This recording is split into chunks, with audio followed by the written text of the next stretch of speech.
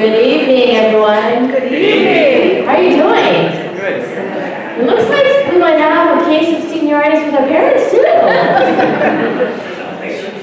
I'm so glad you're here. Thank you for being here. You know, it's an interesting thing. This is a new event for us. We don't typically do a senior parent night second semester. Just because we never have, and we feel like most of the information, that we give you is, we want to front load the year and give you the information that you need for the year. But then we thought about the need to share some information and just touch base with you as a parent group towards the end of the year, because we want to check in with you, see how things are going, and then give you some important information that we think that you need to have. So for those of you who don't know, my name is Vicki Kim. I'm one of the assistant principals here, and I have the pleasure of working with our guidance department, our mental health and wellness teams. And I take great pride in our guidance counselors and our college counselors and our TAs, and really feel honored to be part of a program that we have here at Paly that is really unique and is not found at many schools.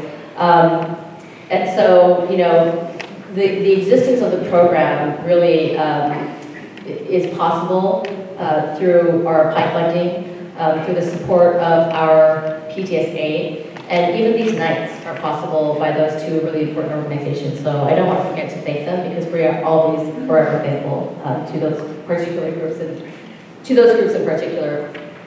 We're also thankful for you, because we know that you've probably heard the phrase, it takes a village to raise a child, right? And so, we really do believe in that philosophy at Paly, and we hope that we can always work with parents and students and be a team to support the student, and we feel honored to have worked with you. This particular class has a special place in my heart, because this is my 5th year at Paly, and when I came 5 years ago, I was partnered with Mr. Charles Taylor, and he had the seniors 5 years ago. And so this class is the first class that I've really seen through from freshman to senior year. And so I feel really honored, because I see some of you and I was like, oh my gosh, I remember meeting you as freshman parents, and now you're here at senior parent night. So that's really exciting thing for me to see as well.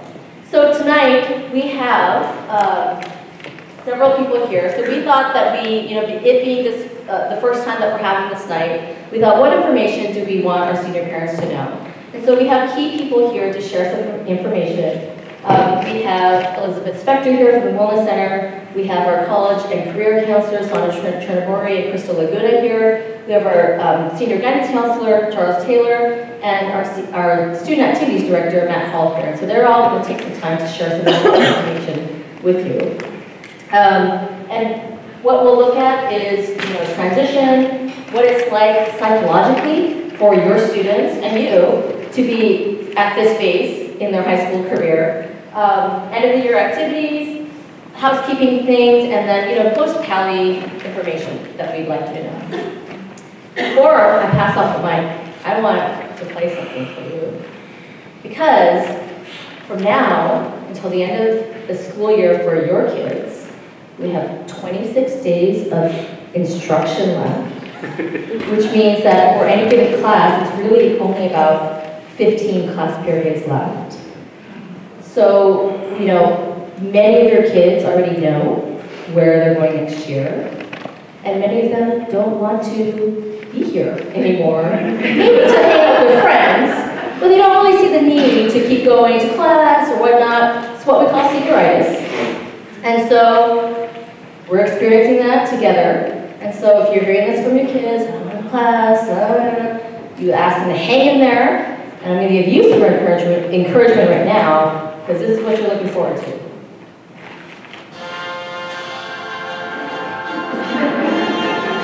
Think of your student walking down the quad.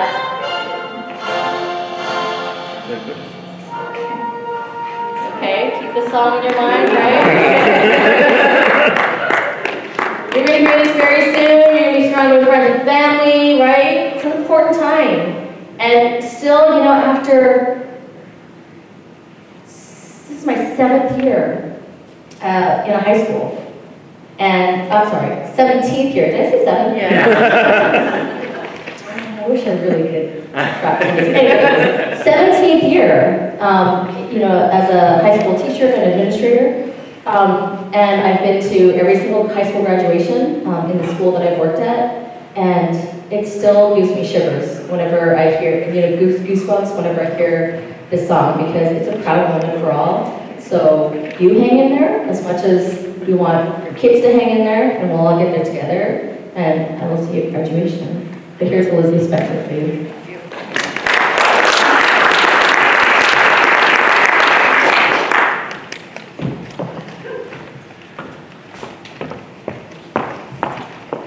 Hi everyone, I'm Elizabeth Spector. I'm the Mental Health and Wellness Coordinator here at Paly, and I'm here to talk to you about transition.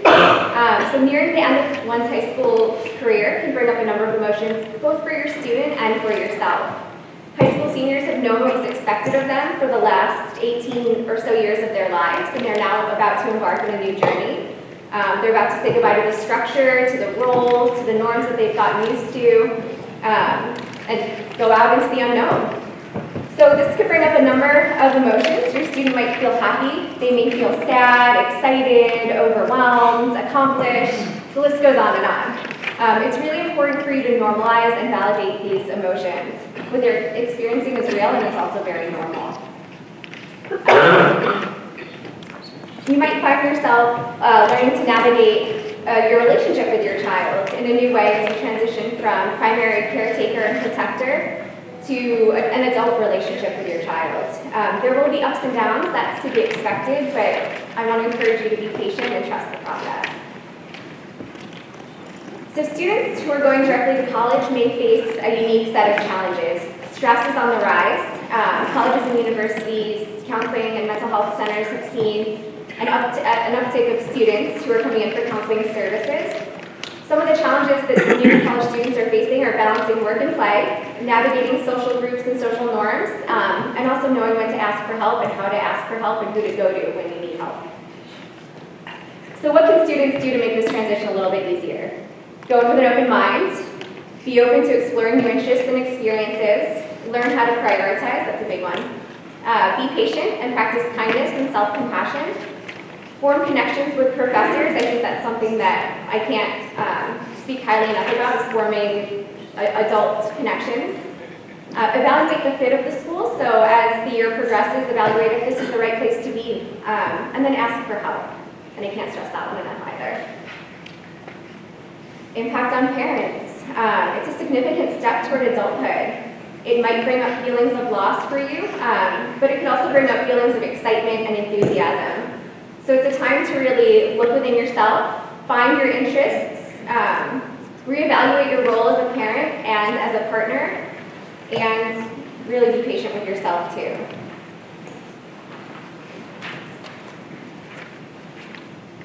So how can you support your student in this potentially difficult transition? Plan ahead. It's really important to identify resources and begin putting supports in place if needed. That can mean finding a doctor, finding a mental health professional, knowing what resources are in the area. And have explicit discussions with your child about expectations and guidelines, things like values, how often you're going to communicate, what holidays will look like. That way, when these events come up, there are no surprises.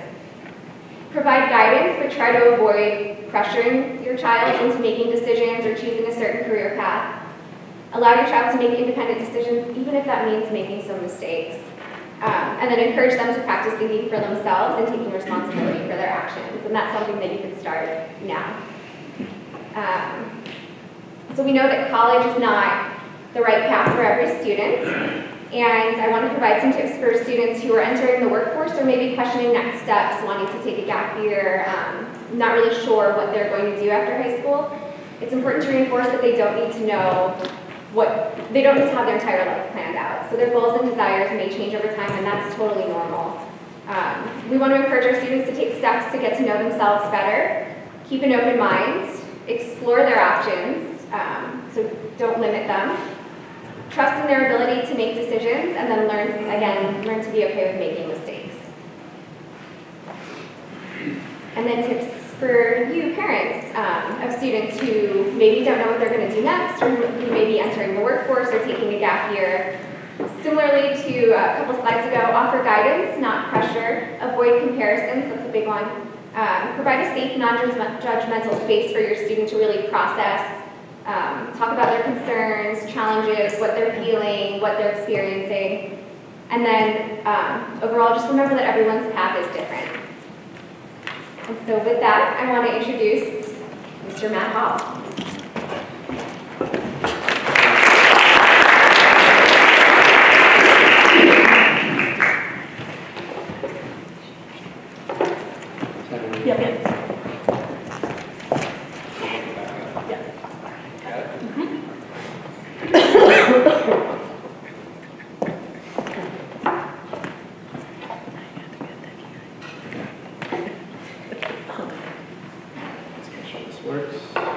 I suggest keeping the lid closed before you plug it in. Oh, it works for you. It doesn't for me, so lucky. Nope. Good, scaled. All right, excellent. Boom. So I just want to take you kind of on a visual journey of where you can find any information you desire for the events over which I have some control. Specifically, cap and gowns, baccalaureate, and graduation. Let's start at your one-stop shopping, seniors and senior parents. Let's see if my little Zoom trick works as well. Oh, okay. Front page of Paly.net. It has been there since January. Can you brighten your screen?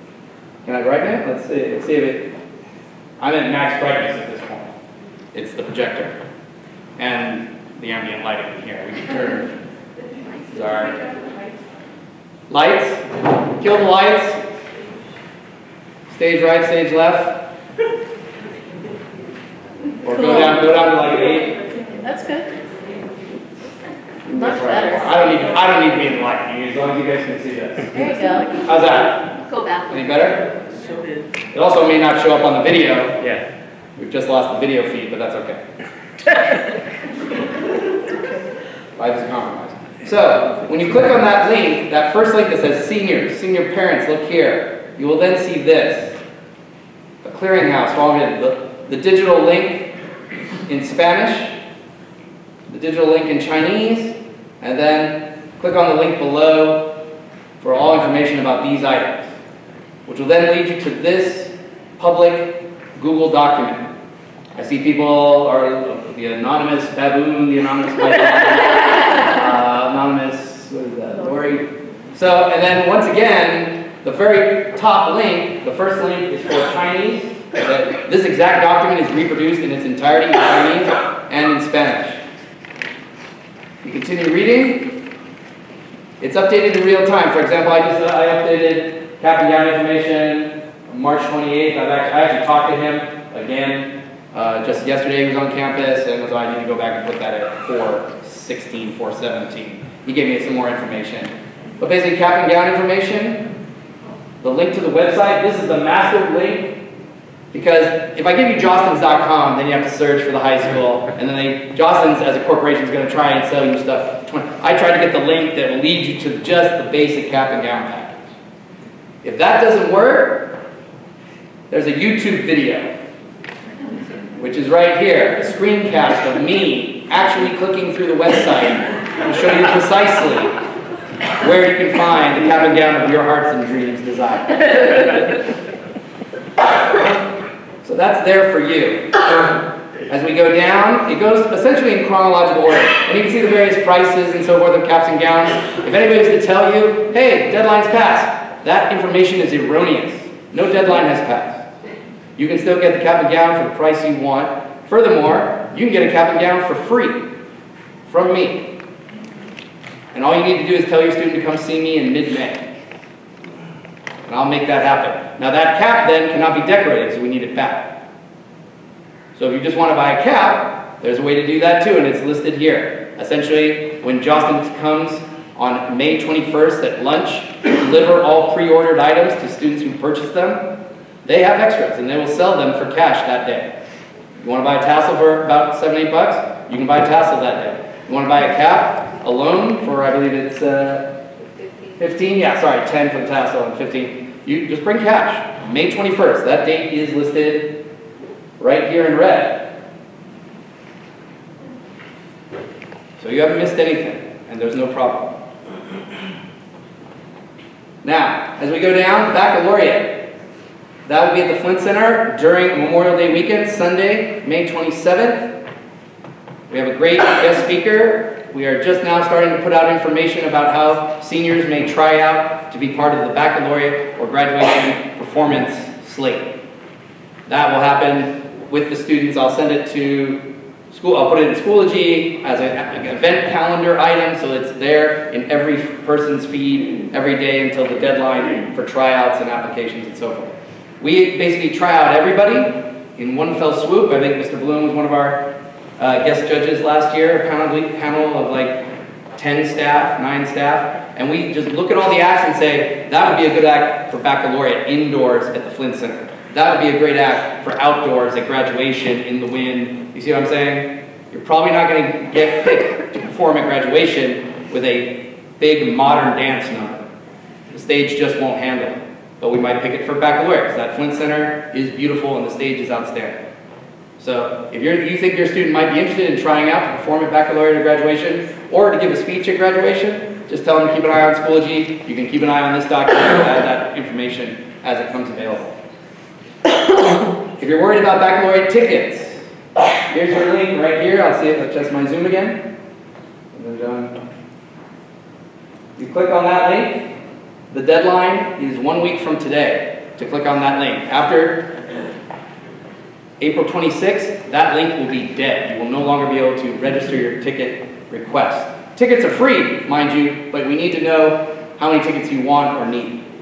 When you click on that link, they'll take you to this document. This, by the way, is a picture of the Flint Center outside after events end. Beautiful. Usually the sun is shining. It's great. Family dresses up, everybody takes photos. In fact, Baccalaureate is usually a more kind of,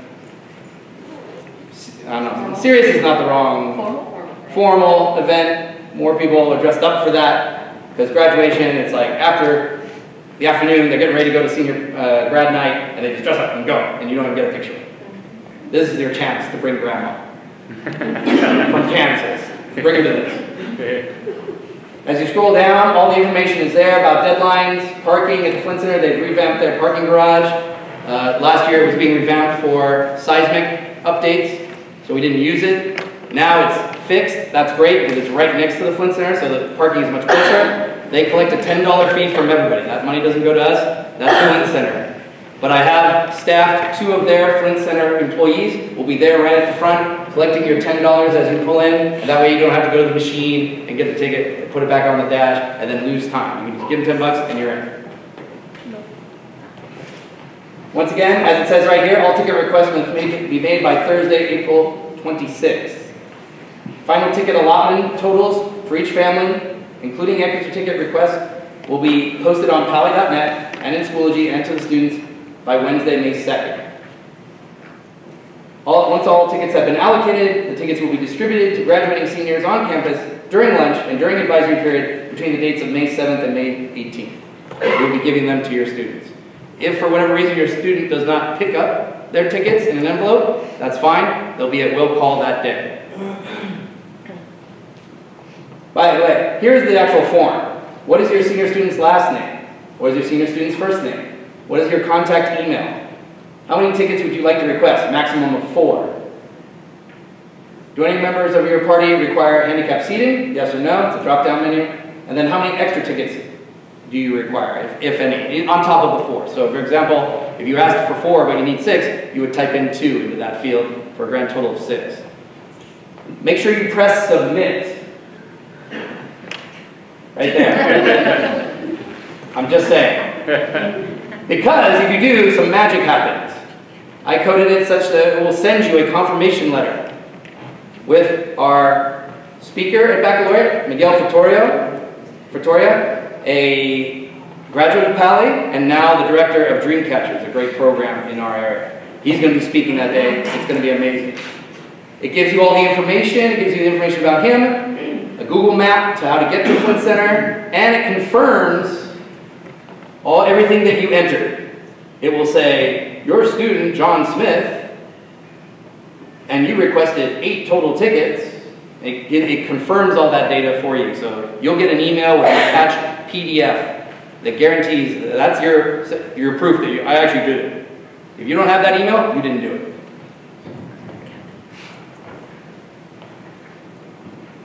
And once again, all of that can be found back at the master document. You've got information about graduation rehearsal, which will be Wednesday, not Tuesday. Both high school graduations were moved to Thursday this year. My wife is actually the student activities director at Gunn High School. We're on it. So, graduation rehearsal will not be Tuesday, but Wednesday morning, 7:45. PTSA sets up a breakfast. It's fantastic. We practice. Invariably, we end around 9:15, 9:20 or so. And then, by then, counselors are out there ready with the graduation tickets, alphabetized. We finish graduation rehearsal, and then we say, all right, come and get your tickets. 10 tickets for each student. One moment. And that's what they get. Everybody gets 10. One rule for everybody. If you need 11, ask a friend. I guarantee you, you'll find somebody who can give you that 11th ticket, or 15th ticket, or 22nd ticket. The kids themselves do it as well in the senior Facebook group. I'm on that group, and I see them posting even the day of and the day before. Hey, we need 3 tickets for graduation or for baccalaureate, and they work it out themselves. I cannot be the warehouse of extra this, that. It just wouldn't be feasible. So I've found great results in the last 7 years when families talk to families, students talk to students, everybody gets what they need. Then, if they've paid for it, they will go to Senior Picnic. That is a PTSA event. I don't believe they have a PTSA rep talking about that tonight. But all the PTSA information is down here. All this. And all forms for Senior Picnic and Grand Night were mailed directly to your homes by PTSA. I know this for a fact. Melissa Anderson's on it. She's running it. Kate Shade, they all did it. They're good to go. If you didn't get that form for whatever reason, different mailing address, you lost it, we have extra forms in the main office. Ms. Gardner, our main secretary, will help you with it. Or you can just, hey, look at this. Contact information, emails, and phone numbers for everybody. My cell phone number is right here. You see, I am fearless. So you can call somebody and say, I need an extra form. You can email somebody and say, I need some help. I need an extra form. You can hold my hand and help me do this. That's fine. Look at all the people. Grad party, senior picnic, grad rehearsal breakfast, grad party prizes, payment and consent, transportation, sign-ups, Kristen Anderson, scholarships, Charles Taylor. PTSA events, senior picnic and grad night are both, they charge a 3-digit number for each of those events. If you cannot afford it, we can make it happen. So don't let that be a disincentive to go on senior picnic or grad night or both. We have scholarships available, right, Mr. Taylor? Yep. Just like prom, recently, we fronted that as well. Going back up, grad picnic, grad rehearsal, senior class picnic, and then graduation ceremony. Thursday, May 31st. We ask that all seniors be here at 5. We start promptly at 5:30. We'll probably be done by about 7:10, 7:15. We have handicapped seating, elderly seating. Once again, you can email me directly and say, hey, I need a little extra help. How do we park over here? We can get them. The senior space for elderly seating and handicapped seating is the student center. Right in that area, right on that grassy knoll kind of area after the family. We're all right there. So all you gotta do is let me know and we can make it happen for you and your family. We won't be sitting the entire family in that area because we have other families that have wheelchairs and so forth. But we will make sure that you and another family member will be together, at least in pairs, depending on how many people you have using that space. The seating area that is gated and guarded by PAPD will be opening at 3:30 as I look, yes. 3:30. No saving seats, no reserving, no taping, no signs, no nothing. First come, first serve. One rule for everyone. So if you want to get a good seat, come at 3:30. But here's the good news. Just like last year, we will have essentially a 20-foot by 20-foot digital screen. Kevin Korecki and his crew doing the sound, doing the technical and the video. There's not a bad seat in the house nowadays. You can see, watch that screen just as well as you can watch if you were in front row. Questions so far? You had a hand. Yeah, what happens that Tuesday after Memorial Day? Are they to be going to classes? I mean, what happens during that Tuesday? Just a The day donut, off? nothing. Day off, okay. They're off. Their final day of classes was the previous Friday, the 26th. I just didn't see anything scheduled for that Tuesday. I didn't know. Their last day of class is Friday, May 26th. Then Memorial Day weekend hits, Baccalaureate. And once again, none of these are compulsory events. You don't have to come to Baccalaureate. You don't have to come to graduation for that matter. You can pick up your diploma whenever. Any questions? I'm gonna get off the stage and get out of your way. You know where you need to go. Really. We've got it all there for you. We have anticipated your need. All right. Out. Boom.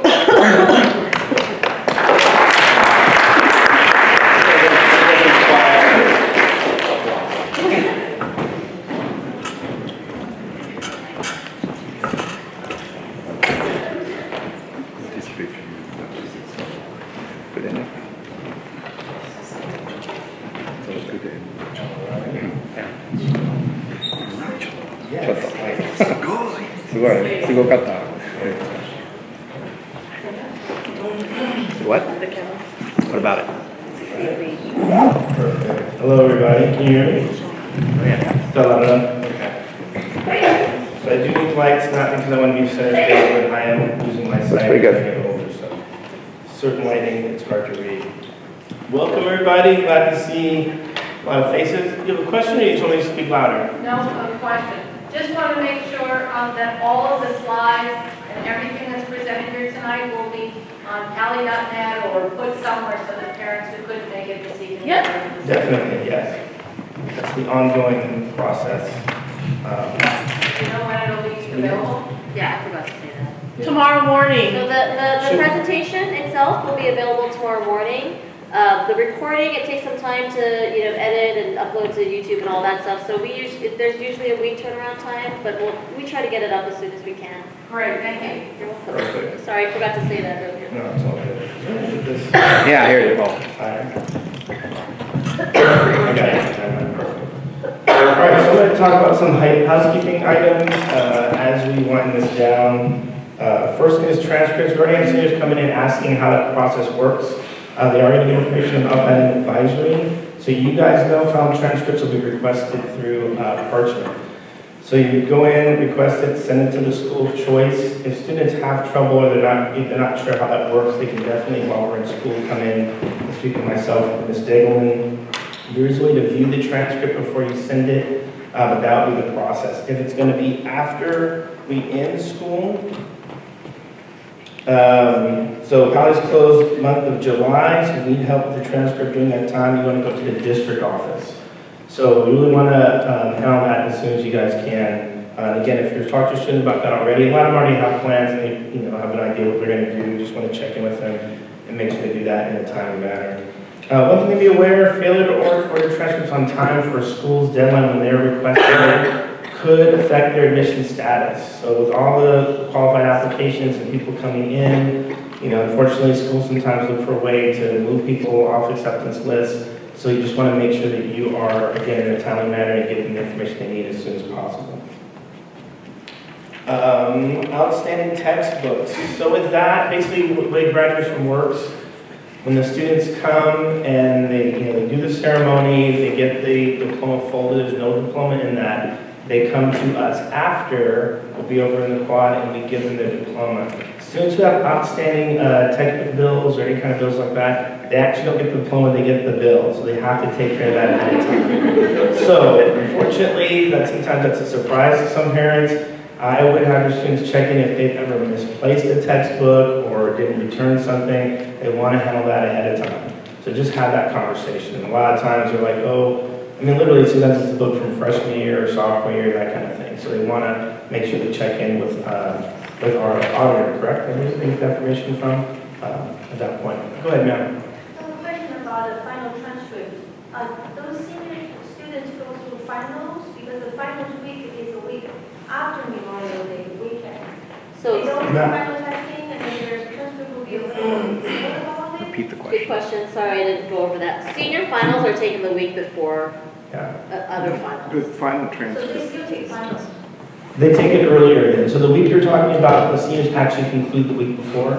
So the question was, when are the senior grades updated and submitted? So the week of finals that's usually on there is for the rest of the student body. The seniors actually conclude prior to that, and the finals are done and updated at that point. Do you have another thing you want to You can order your transcript to be sent with the final, and that's what Charles is talking about. You don't have to wait until school's over and to order your transcript. On parchment, or you could order your transcript now, and they'll wait until the final transcript is posted, and then it goes automatically. So, yeah, don't wait. You say final transcript, and then it figures it out, and then it shotguns out. So, don't wait until the end of school. Do it now. Thank you. Perfect. Thank you, Mr. Will. Well, Sandra, do you have something you want to Nope, add? you got it. I don't take any of this personally. I love the assistants. So, and then we cover, okay, so we were book bill. So have a conversation tonight, just so that's taken care of before we get into the ceremony stuff. Let's see. Next, do I have to? I just did. Oh, you asked me. Oh, thank you so much. So, senioritis, a total myth, so you don't have to worry about that. Just kidding. Okay, we're the only ones laughing, that's a problem. that's wrong. So here's the thing, senioritis is very real. I would definitely suggest having a conversation with your student. If you're getting calls from attendance about students not being there, it's not on accident. You want to check in, see what's going on. I think a good conversation is just talking about expectations for the rest of the year, expectations around attendance. Attendance is one of the main things that can affect grades. So as they're trying to maintain their grades, they're going to have to resist temptation to, hang out with friends during class time. So you just want to make wise decisions, pick times to be together, check in with teachers if anything's going on, if they hit the wall and they're burning out. That happens, have that conversation with your teacher or come to us, wellness, or with you guys, and we kind of work through it. Another thing to be aware of, if your student has turned 18, well, I guess regardless of age, you want to stay out of trouble. So you want to have a conversation about what trouble looks like, because that can affect students' ability to finish school, especially if they're 18, then basically the punishments increase. So I can stand here for days and tell stories of things I've seen to good students who just made a poor decision. So, and a lot of those poor decisions result around if they're cutting or not attending school and where they're going, where they're hanging out, who they're hanging out with. So you just want to be careful and, have a polite conversation, but just let them know they're so close. What we say 26 days. They just want to be able to focus on maintaining, and continuing what they're doing.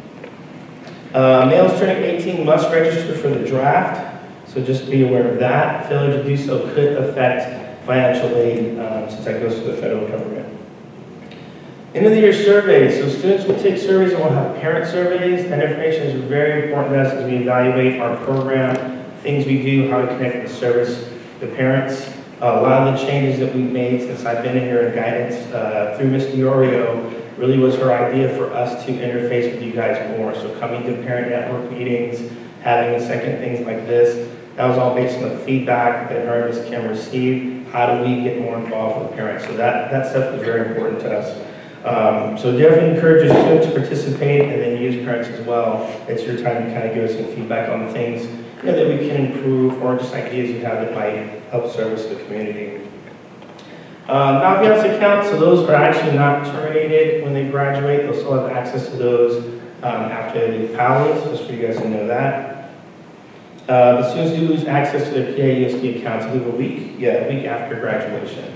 So anything they need to get from that or emails or things like that they want to keep, they want to make sure they get that information prior to that terminating. So just a conversation, a little bit of planning, things they need to do, who they need to talk to. If they have questions, kind of like Eric said, don't wait, come in, let us know, let us field it now so we can support them. And then again, communication, just like how this year's ending, what the plan is, what they're doing, what you'd like to do, just have that kind of conversation to really guide how this thing concludes. They've done a lot of work, it was 4 years of work, So we're about at the end of this, so we want this to all go smoothly for them. Any quick questions, and I'll transition to. Thank you. Say it again. The thank yous. I'm sorry. To remind them, Last point. the last point on the slide. So it's not on my side. I think things will change after I finish this. Oh yeah, thank yous, perfect. Thank everybody. No, seriously, thank yous for, to their advisors. Just let them know, reflect on the people that supported them during the time there. Even if it was a teacher that inspired them later on, a coach, admin, whomever. They definitely should thank you guys for your support over the 4 years. That's definitely a long toe, but they did a really good job of getting through there. And I think I'm done. Mr. Rory, you got next? Oh, this looks good. All right, thank you very much.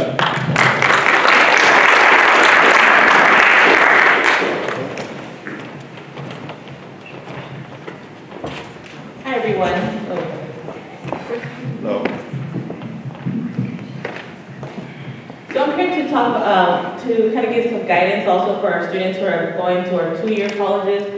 All of our community colleges actually hold open houses to kind of make sure that they connect with the students and let them know all the programs and support programs that are available for students. It's really important for students to participate on these events so that they learn more how to navigate the campus. It's going to be just like the 4-year colleges, learning where to go for what, how to get the support that they need. Also, orientation is very important. A lot of our schools will give priority registration for students who attend an orientation. So there they can often speak to a college advisor about what classes they need to be taking. They can take placement tests and already start on their educational plan for whatever goal that is that they're trying to accomplish at the 2-year college, whether it's they want to transfer, if they want to get a certificate or an associate's degree. So it's very important that they figure out when those days are and they register for the events. Many of the schools will require that they already apply to the school as well in order to be able to take the placement test. So in regards to the placement test, they also provide practice tests online to make sure that the students are prepared to take that exam. I really try to emphasize this for the students on studying for these placement tests, because at times there are maybe students who maybe didn't take a year of math of their senior year, and they have forgotten some of the concepts, the formulas, and this could really hinder their results on their placement test and maybe set them back on that plan that they have to transfer or even reach their associate's degree or certificate. So it's really important that they take that placement test seriously and that they study the math section, especially because we see a lot of students who sometimes will be placed in remedial classes because they just went in and kind of just winged it. So please make sure that they understand the importance of that. Also, just as well, they need to be sending their final transcript to the community colleges. Now, it's not for anything else but just to make sure that they have completed high school graduation, or also it could help place them in certain classes as well. So just kind of keeping that aware. Checking their portals, if they're applying for financial aid, there may be additional forms that they may need to complete and before they're able to receive that financial aid. So making sure that they're keeping up to date on the to-do list that they'll find on their portal. And also being aware of deadlines. A deadline to register for classes, to drop a class, all those are very important for students once they're already in college. And also accepting and declining their financial aid. They should be aware that they don't need to accept everything that's listed, such as loans or anything like that. They can choose what they're able to, what they decide to accept. Also for the Cal Grant, making sure that they need to verify graduation and update which college they'll be attending in order for the Cal Grant to send in that information to the college as well. And also make sure that they are aware that they may want to consider taking a summer class in order to be considered a continuing student, and it kind of helps with a higher registration priority for them as well. So they'd be one of the first ones to be able to pick their classes, and being a community college student myself, I know how difficult it can be, and those classes fill up very quickly.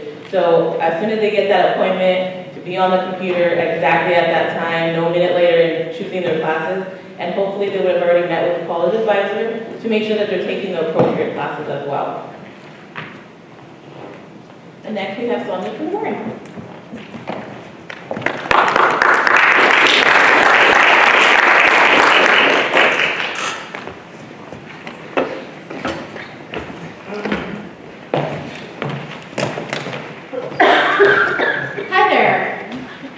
So, congratulations. It's exciting. This process is wrapping up. So, by April 1st, all students who applied to a four-year college should have received admissions decisions with very, very few exceptions. And they have between April 1st and May 1st to make a decision about where they will matriculate.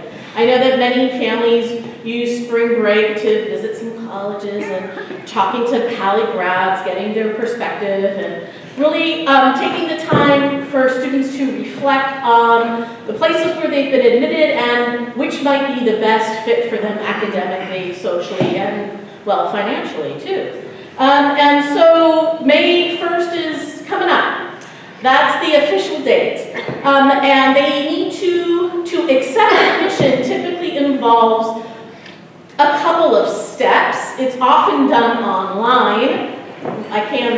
In almost all cases, done online, where they make a selection to accept the offer that says they will matriculate, and more often than not, there is a deposit, a financial deposit that is made. It's the way that colleges are trying to really get students to buy in and say they really are coming to this institution.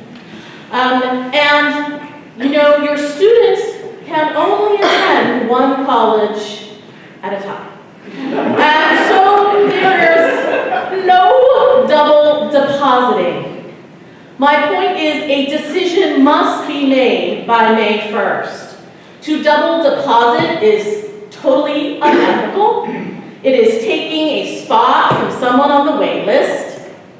It is being disingenuous, and please know that there are colleges that share lists of admitted students with each other to ensure that not only students who applied early decision follow through, but also that students aren't double depositing.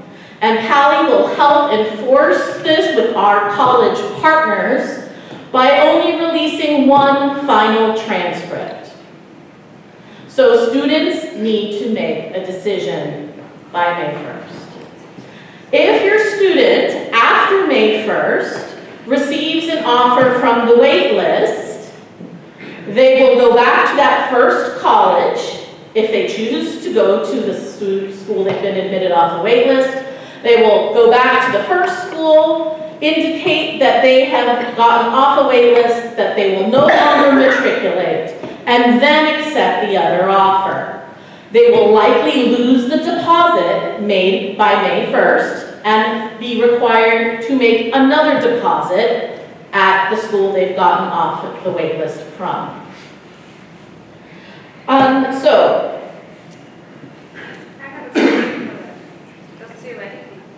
does it work as a transcript? I can't hear you at all. Transcript. Would you send out a second transcript?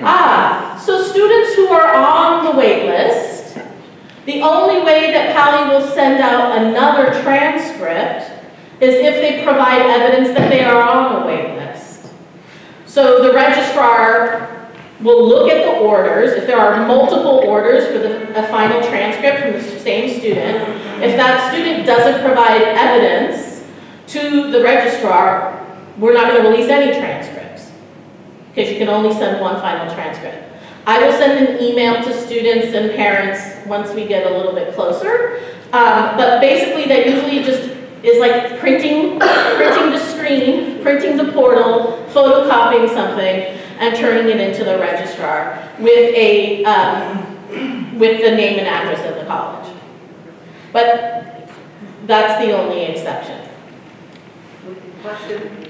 Yeah. Yeah. Thank you. What is the latest that you have seen colleges reply about the I'll get to the wait list in a little bit. Oh, I thought you were done. No, sorry. I still have a little bit more to say. Thank you. So for some colleges, you need to do more than one thing to accept admission. In addition to depositing, you might have to sign up for orientation or sign up for placement tests. So I want you to be really aware that to follow the directions really clearly. Sometimes it takes multiple steps. About orientation, often there are multiple dates to choose from. I highly recommend choosing an earlier date because often at orientation, students have the ability to work with an advisor and choose their classes. So there are more classes open earlier in the process than later in the process. And also be aware that sometimes in order to participate in orientation, students need to have verification of their vaccinations. So it's really important you read these directions with all of the steps super clearly. And some colleges encourage parents to come and they have parent programming, so that's something for you to look out for as well. If your student is planning to live on campus, there's housing information that's typically been sent either via email or in the portal or to your home. I had sent an earlier email out for schools, for public institutions in particular. Sometimes housing goes very quickly, and so I had encouraged folks, even though they weren't necessarily sure about which school to matriculate to, if they had an idea of some favorites, to look into the housing. So there is usually a contract that needs to be signed, and at some schools there's a housing deposit that needs to be made as well. So those are just kind of the nuts and bolts of things to think about when accepting admission. Yeah? For early decision, do you actually accepting anything or? It's just a checkbox. You're saying that you're agreeing to go to the university. Where is the checkbox? I mean, every school's portal is a little bit different, but typically, even if they mail the acceptance offer home, there are some directions about how to log into the system and accept that admission offer. It's usually done online because the colleges really want to gather that information quickly. So then they know whether they need to move to a wait list or not, based on their yield. So there always a button you have to. More often than not. Yeah, it's usually done online so they can capture this information quickly and then see what their yield is and decide whether or not they need to move to the wait list. So if it doesn't say in the paperwork that you either got in the mail or when you logged into the portal, I'd send a quick email to the admissions office or give them a call. But the deadline is May 1st. So you need to do it by May 1st. And for some schools, public institutions in particular, that deadline matters. So you need to find out, is that Pacific Standard Time? Is it East Coast time? Like, if those people are waiting to the last minute, just be sure to meet the deadline, especially for public schools. Okay, now wait lists. So colleges are not going to go to the wait list until after May 1st. So they need to figure out what the yield is. And then at that point, depending on how things look, they will decide to go to the wait list or not. And as I mentioned in a previous email I sent out to folks, wait lists are typically not ranked. There are students on wait lists that fulfill various institutional priorities, and as the results come in and they know what their yield is, if they need to move to the wait list, they make choices in ways that fulfill their institutional priorities. So the other thing that you should know is that often getting off the wait list is a phone call to the phone number that the student put in their application. They are trying to fill their class and often fill it quickly. They're not going to give students a long time to debate. I've heard, 24, 48 hours and they need to decide. You can certainly ask for more time, but they are trying to move quickly. So students, you might want to tell them to answer their call on their cell phone from a phone number they don't recognize. And you think I'm joking, I'm so serious. Answer the phone when you don't recognize the phone number. Listen to the voicemail, because they don't do that either. Check their portals, their emails regularly, because that's how they're going to move rather quickly. And I would say that with the UCs, the wait lists clear up rather quickly. Within 30 days, things will be wrapped up, and often before then.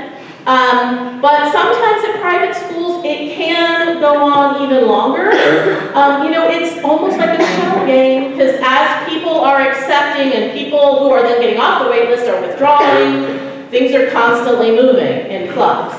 So there is a possibility of it going into June or later, but that's not typical, especially at selective institutions.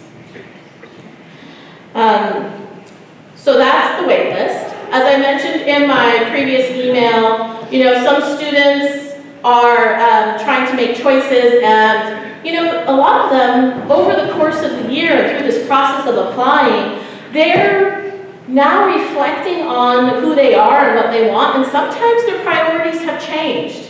And so the schools that they apply to or admitted to are not necessarily ones they actually think would be a good fit anymore. It happens.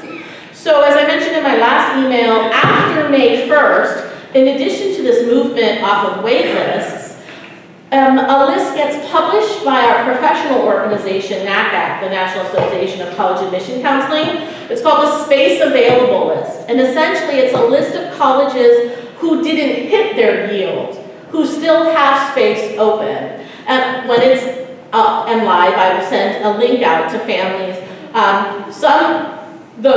Some schools are on rolling admission and are still accepting applications now, as I mentioned in my previous email. So rolling admission typically means the school that is not impacted, which is such a California term. They have room, and so a lot of times these are out-of-state publics, but there are also some private schools that are on rolling admission, and some in California, for example. And that means they'll keep taking applications even toward August until they are filled. And so even before the space available list comes out after May 1st, students can always do a search on the Common App, for example, and sort by deadline and look for colleges that are still accepting applications at this time. And as I mentioned in one of my previous emails, some students might be thinking now about whether they want to take a gap year or go to community college and, thinking of other options. And we're here to help support them through those decisions too, because this is life. Things change from October to May. And so we want you to know that there are other options available. Okay, continuing on. I know we've mentioned this multiple times and we're going to beat it to death, but it's important that students stay up to date and check their portals. This is how the college typically communicates with them. Everything from what missing materials, distributing financial aid, and so on.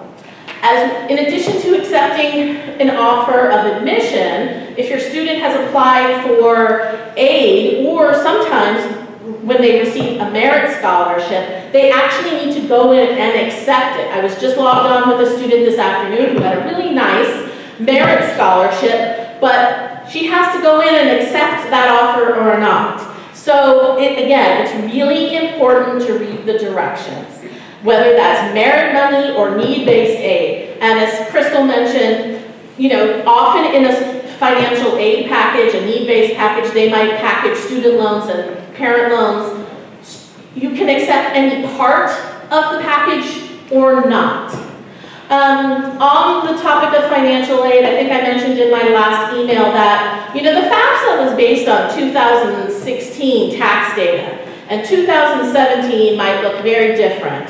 If that's the case, I encourage you to contact the financial aid office of the schools your student is most likely going to attend, and find out how you can file a letter of special circumstance to request additional aid. It will inevitably require documentation, and so you will want to act on that very quickly. I am talking about need-based aid primarily. Schools that required, in addition to the FAFSA, the CSS profile, those schools already captured 2017 data, so that's a little bit different. In terms of negotiating, because I get this question a lot, financial aid awards, know that the financial aid professionals have done their best with the information you provided to provide the best need-based aid package that they can. Unless you have additional information to share, need-based aid packages aren't typically that negotiable. I would say the exception is when the college has one of their own grants that comes as a merit award from usually the admissions office as opposed to the financial aid office. Students have before called the financial aid office to say, I got more aid at this other school, but you're my first choice, and approached it that way, like, you know, I really want to come here, I can't afford it, they gave me more aid, what is it that you can do for me? I really would encourage the students to make this call. Often, if they need help, we can do it in the college center on speakerphone together to help them through it, or with you on speakerphone, but they want to hear from the student. You might have the financial information to help them, but they really want the student engaged. And the other thing is that students, again, if we're talking about merit aid and they're trying to, you know, get a little bit more to compare with the other school, they might reach out to the admissions office in addition to financial aid, because usually merit aid is, the admissions office is involved a little bit more with those decisions for merit aid as opposed to need-based aid. Thank you. Okay. You have to tap the mic. I don't know if it's getting you. Nobody's hearing me? Really? Oh, I mean, maybe the battery died. Maybe the battery died. I don't know what to tell you. Oh, wait. Sure. I don't know. Okay, speak loud. I will speak loud. Okay.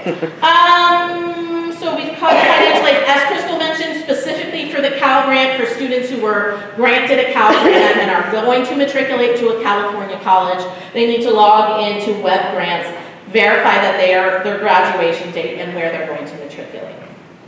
Okay. And then I wanted to give you an update on a couple of other things. Back in January, we asked students to complete the Paly Community Scholarship application, which was a screening application that our committee uses to help match students to scholarships in our pool. The committee has made some decisions, and in some cases that meant that students had to fill out additional applications. And we have not at all finalized the award process.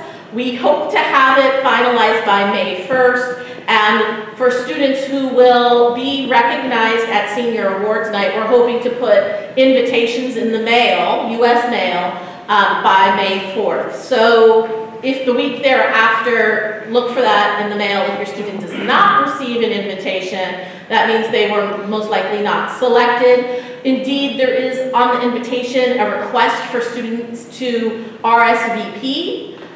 So that we can verify they actually received the invitation and check their mail.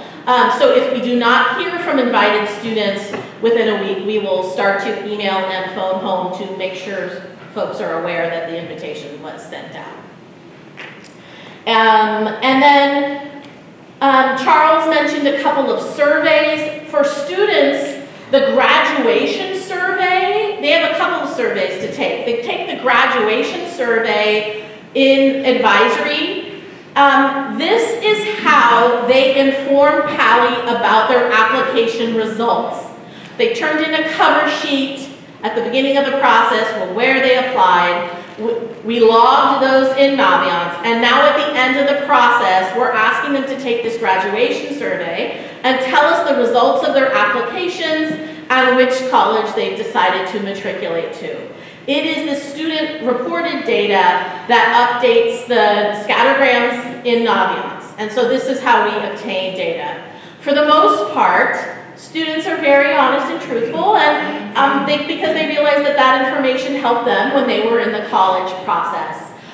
So I think there's a myth out there that somehow the guidance office receives information from colleges about who was admitted or not, and I gotta tell you that is a big myth. I get letters from maybe a dozen colleges.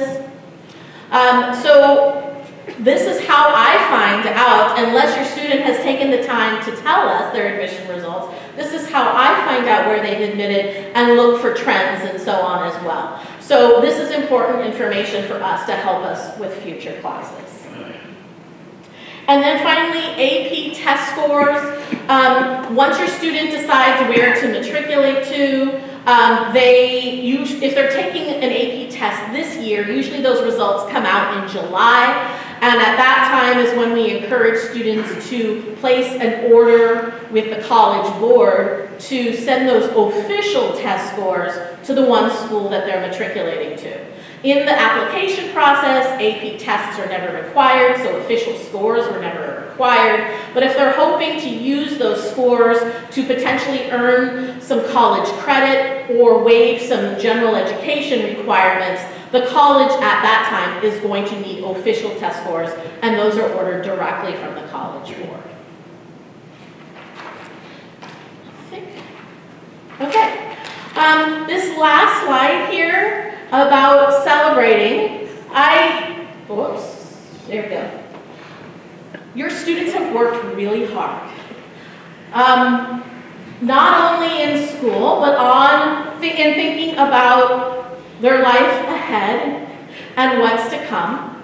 And I want us to be sure that we celebrate all of their successes. Sometimes students get caught up at first about not being admitted to their first choice school. I want you to know that research shows that at the end of the freshman year, over 80% of students can't imagine themselves at any other school than the school that they matriculated to. Life is not always fair. We don't always get our first choice. But I know that if your students followed the guidance of their parents, their teacher advisors, their teachers, their counselors, their college advisors, they applied broadly, they have lots of choices to choose from. And then, as I mentioned, if they're still not happy with those, they have options, whether that's community college, gap year, space available. There are lots of opportunities, and I want to reiterate what I told our first gen students today. Having gone through this process and reflecting on it now, I hope that they have learned a little bit more about themselves. Most students will admit this after a while, that the hard work of applying actually helped them learn a little bit more about themselves.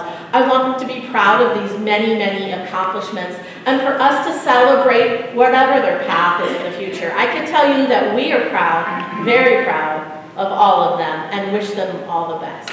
Thank you very much.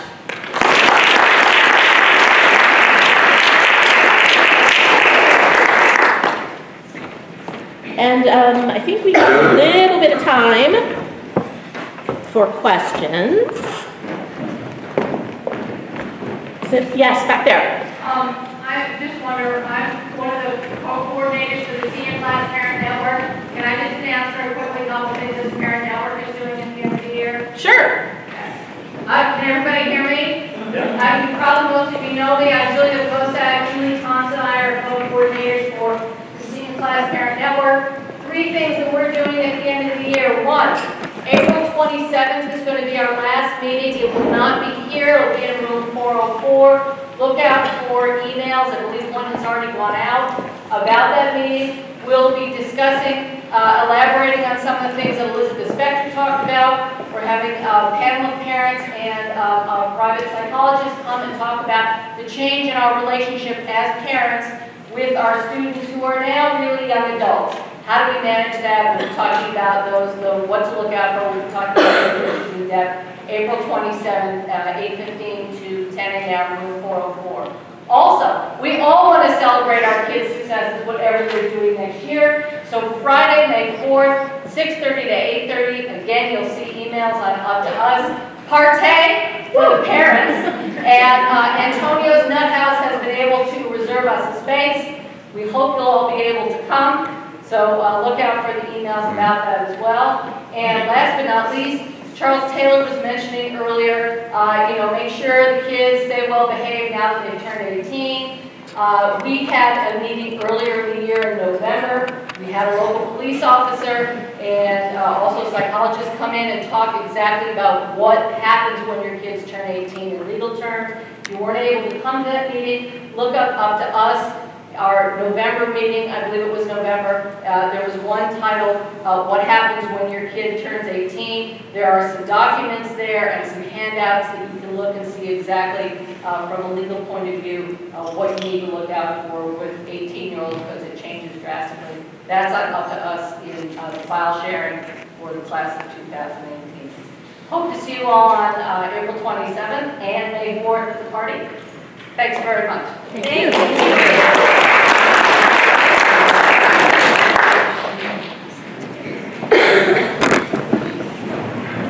There's a question in the back? Probably take 2 minutes. Yeah, okay, those of you who want to take off, fine. Otherwise, we have a few minutes for questions, and I think there's one in the back. And this is not working.